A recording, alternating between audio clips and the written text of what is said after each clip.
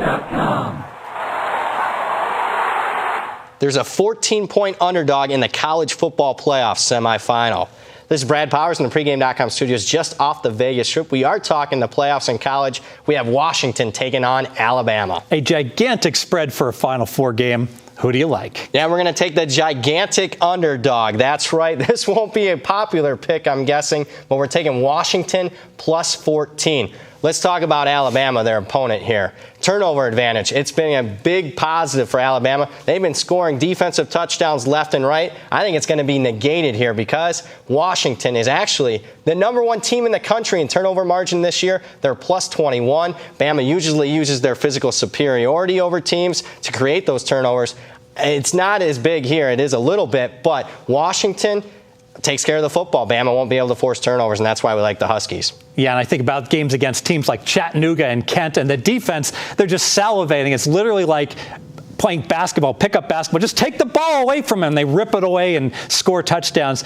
These two teams much more in the same category. I believe your power ratings have them about 10 points apart, right? Yeah, let's talk about my power ratings. You're exactly right. Got them about 10-point difference here. But let's break it down, this Alabama team, though. Historically high levels. And this goes back to my days at Phil Steele Publications when I was doing college football power ratings. I still have this Alabama team this season at 2 or 3 points higher than anyone I've ever power rated. And still, even with that considered, I still only have them 10 points better in this game. Got to talk to you about the venue, though. This is in the heart of the South here in the Georgia Dome, Atlanta.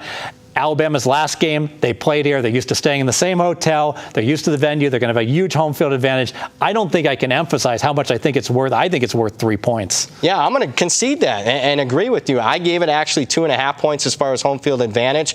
And even with that considered, 10-point difference, add the 2.5 points of home field, heck, give them 3 for it.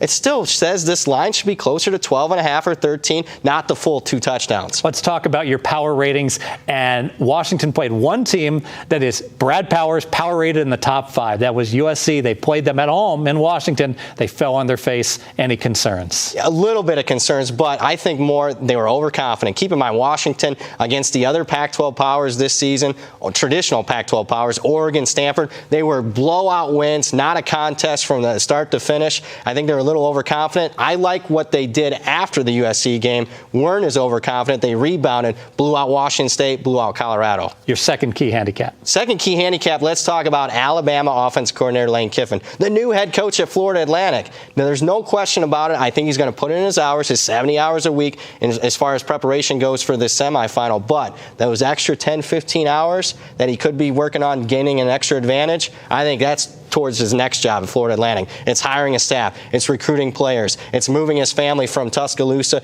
down to Miami area. Yeah, I always think it's a tricky handicap when you lose a coordinator. We saw that with Wake Forest. They lost their defensive coordinator. He's going to Notre Dame. The team played inspired for him, but that's not always the case. Well, let's just talk. This is Lane Kiffin we're talking about here. I don't know if he's necessarily the most well-liked individual, and he's also not the most mature individual in the country. It's going to be interesting to see how he can handle wearing 2 different hats, being the offensive coordinator and also being the head coach at the same time. Looks like we're going to go head-to-head on this game. Let's make it official. Yeah, let's make this official. We're going to take Washington plus the points. Bama's turnover advantage, it's going to be negated here because Washington is #1 in the country in turnovers. They're plus 21. Plus, Lane Kiffin, no doubt about it, he's going to put in his hours, but the extra hours are going to go towards his next job, and that lessens Alabama's offense in this one. Add it all up. We're taking the points.